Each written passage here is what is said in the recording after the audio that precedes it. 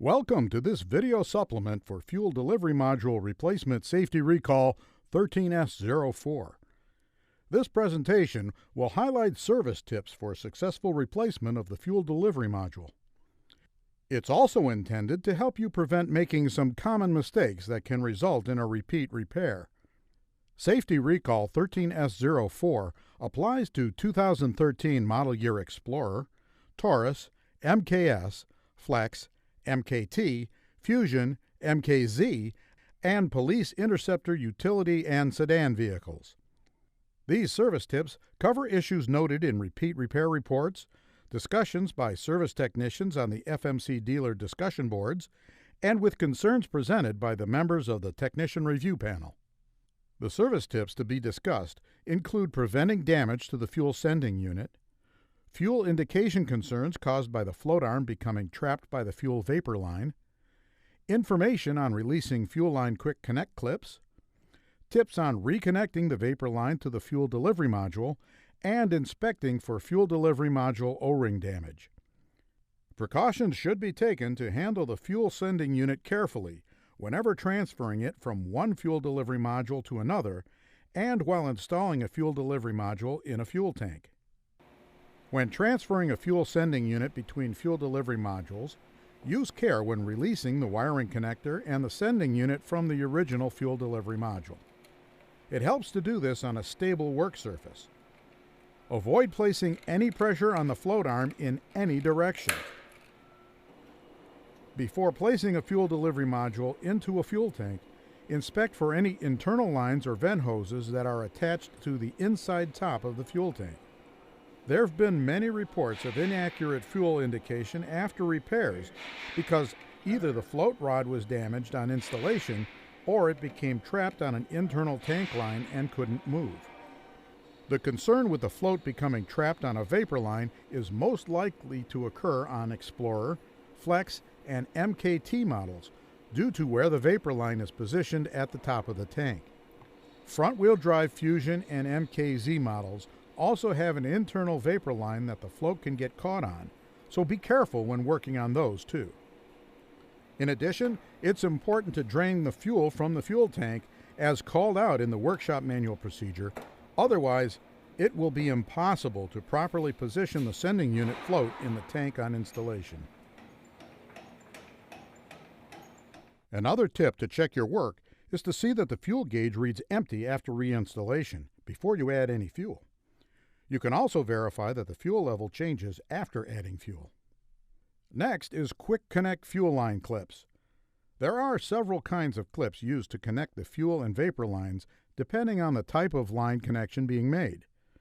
Release and reconnection of the quick connect fuel line clips is covered in section 310-00 of the workshop manual. One connection that can be difficult to remove and reinstall is this 5/8" vapor hose connection under the top of many fuel delivery modules. To release this kind of clip, simply depress the round portion into the back of the clip. This spreads the two legs of the clip, which releases it from the fitting on the fuel delivery module. Once depressed, slide the connection apart to remove the line. On Taurus and MKS models, where the fuel delivery module is removed and installed from inside the vehicle, the room to disconnect this fitting is tight. Using a push-pin trim removal tool to push the hose connection down after depressing the clip can make this easier to remove. Putting pressure on the connector before depressing the clip will make it more difficult to remove, so be sure to depress the clip first. A trick for reconnecting the fuel vapor tube on Taurus and MKS models is to install a 12-inch zip tie around the tube near the quick connect coupling and use it to retrieve and connect the line as the fuel delivery module is being installed in the vehicle. As the module is installed, be sure to route the vapor line so that it's not crossed or interfering with the fuel transfer line on saddle-type fuel tanks. Another issue can occur after repairs if the vapor connection under the fuel delivery module flange is not fully seated.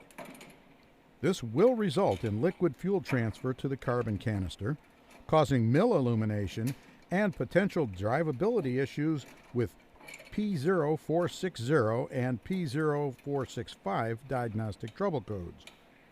A good idea is to use a push pin trim removal tool to push on the hose connection to make sure it's fully latched. Cut the zip tie off before completing installation of the fuel delivery module.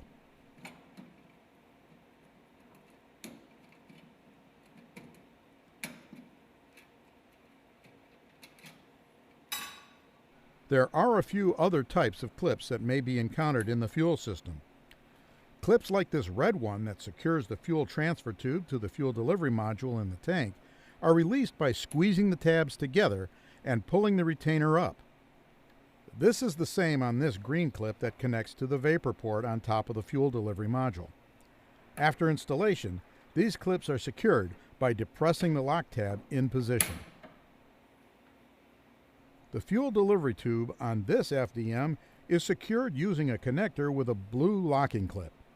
To release this hose connection, spread the two external legs of the lock ring and slide the locking clip up. Other external lines may have clips that require spreading the external legs and sliding the locking clip up, then depressing the tab on the connector to spread the internal legs to release it.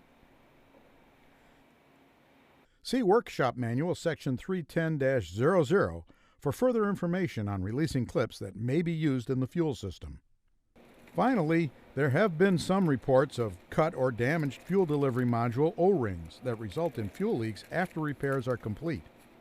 Please inspect the replacement O-ring to ensure that it's not damaged before installation, and use care during fuel delivery module installation to avoid cutting, pinching, or damaging the O-ring. Thanks for your time.